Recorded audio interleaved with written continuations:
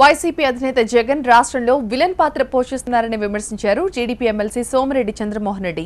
అభివృద్ధిని అడ్డుకునే విలన్ గా జగన్ తయారయ్యారని ఆరోపించారు. ఏడాదిలో 52 శుక్రవారాలు కోర్టుకు హాజరయ్యే జగన్ కు ముఖ్యమంత్రిని విమర్శించే అర్హత లేదు అన్నారు ఆయన.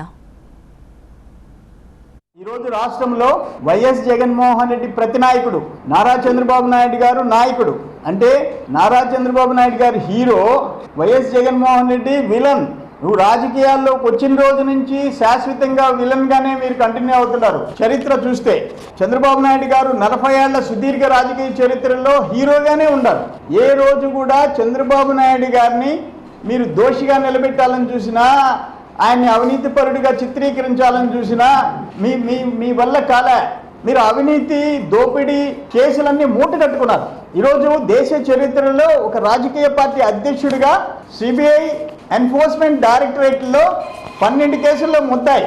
మీరు సంవత్సరానికి 52 శుక్రవారాలు బోన్లో నిలబడాలా?